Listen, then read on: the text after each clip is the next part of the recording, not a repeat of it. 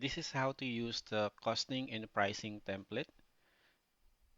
Reminder lang po, ang costing and pricing template natin is for costing and pricing lamang. Hindi po siya for inventory. Start tayo with the products sheet. So, sa product sheet, dito nyo ilalagay yung name ng mga product niyo. So, meron tayong column for category and product name. Pwede rin naman na yung category is yung product name ninyo and then yung product name will be the variant. For example, dito yung caramel macchiato and then yung product name nyo will be 16 ounce and then here caramel macchiato din and then 22 ounce.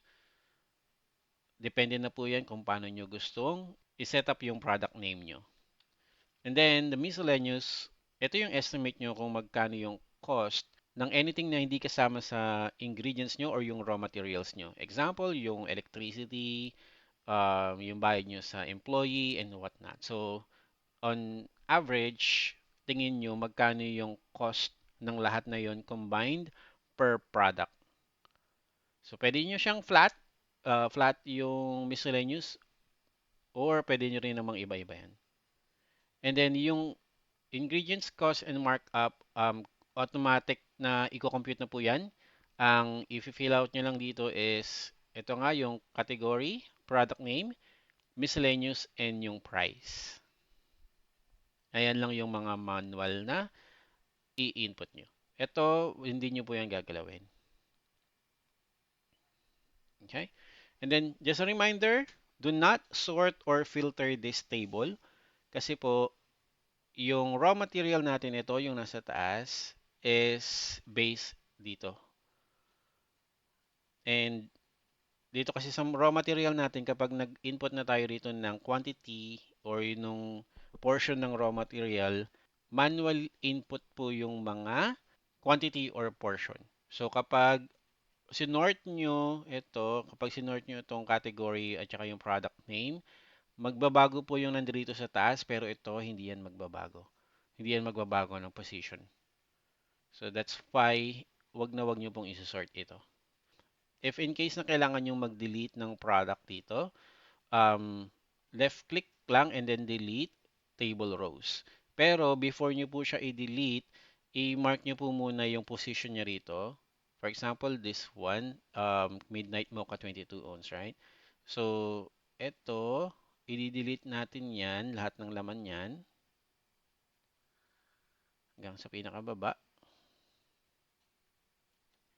Delete.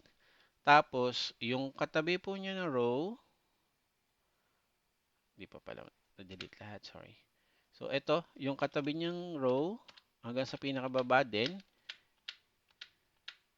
and then hanggang sa pinakadulo, ika-copy nyo po siya. Copy lang po, wag control X, or wag cut, and then paste nyo po. So, ganun lang po siya. So, undo ko po for now.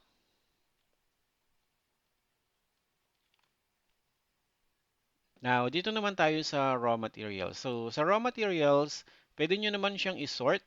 Just make sure lang na wag nyo nang tatanggalin yung filter buttons dito sa taas kasi hanggang dulo na yan. If in case na mag-filter kayo, make sure na hanggang dulo para madamay yung mga manual input natin dito sa right side. So, pwede kayong mag-add ng mag-add. If in case na gusto nyo siyang i-sort by name, pwede rin naman. Again, just make sure lang na hanggang dulo yung filter button. Okay. Tapos, simple lang naman yan. Kapag maglalagay kayo ng another raw material, category kung food ba siya or paper. Paper terminology po yan sa business for packaging. And then, ano yung name ng item? Let's say, coffee beans. Tapos magkano yung cost ng raw material? Let's say 900 per kilo. So 1,000 grams. Ang subunit niya is grams. And then yung price per SKU, automatic na po yan magko-compute. If hindi nag-automatic mag-compute, copy nyo lang po yung formula pababa from dun sa top na item. And then, ito pong margin is to account yung wastage. So, we consider na sa 1,000 grams ng coffee beans, hindi naman lahat yan magagamit. Pwede nyo siyang baguhin, depende na po sa inyo, pwede nyo gawing 90. Meaning, from 1,000 grams, 900 lang yung estimate nyo or 900 grams lang yung estimate nyo na talagang magagamit. And then the rest are wastage. And then kapag mag-a-add lang ng raw materials, tulad nito, kunyari, ang portion ng coffee beans sa order ng iced caramel macchiato na 16 ounce, let's say 50 grams. So automatic na po siya nagko-compute dito sa taas. Nadadagdag na siya run sa food cost. Yung food cost is yung total ng raw materials mo na food, ang category is food, and then yung paper cost is yung mga packaging. Then sa recipe naman, wala po kayong babaguhin dito or wala kayong gagalawin na kahit na ano. Mamimili lang kayo ng category and then yung product. So, and then automatic na po yan mag-update na yung recipe sa baba. So, yung recipe na po yan is naka-base dito sa raw materials na nilagay nyo. For example, maglalagay tayo dito ng additional product. Let's say iced coffee. And this is for Spanish latte. And then, ang miscellaneous ko dyan is also 6 pesos. And again, hindi nyo po fill upan yung ingredients. And then, yung cost, automatic din yan magko-compute once naglagay tayo ng raw materials. And then, yung pricing. Let's say, ang pricing ko for 16 ounce is 79. Punta ako ngayon dito sa raw materials. Hanapin ko yung Spanish latte. Ito yung Spanish latte natin. Kunyari yung coffee.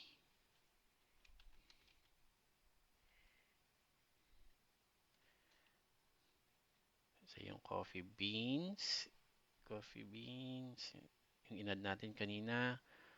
Sa Spanish latte, mayroon sabihin nating 50 grams din. And then, syempre, may gatas. Milk. Condense and Arla Barista. So, sa condense, sa Arla, let's say 150 ml. And then condense, say 35 grams. Ano pa? Ice.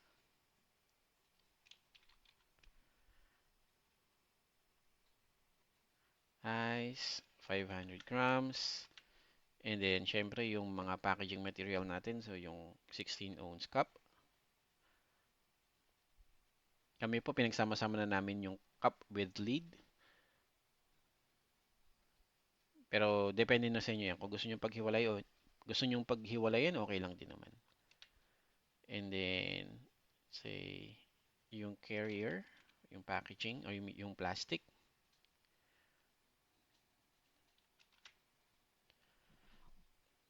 So, tanggalin na natin yung filter. Ayan. So, kung gusto nyo pong makita yung item lang per product, dito kayo mag-click sa, or dito kayo mag-filter sa portion na to, yung sa price. So, alisin nyo lang yung blanks. And then, ayan na yung raw materials nyo for Spanish latte, 16 ounce. So, kapag chinek nyo siya rito, category niya is iced coffee pa din. And of course, Spanish latte. And ayan. Mag-show na rito lahat ng ingredients for Spanish latte. If may questions, message lang po sa FB. Thank you.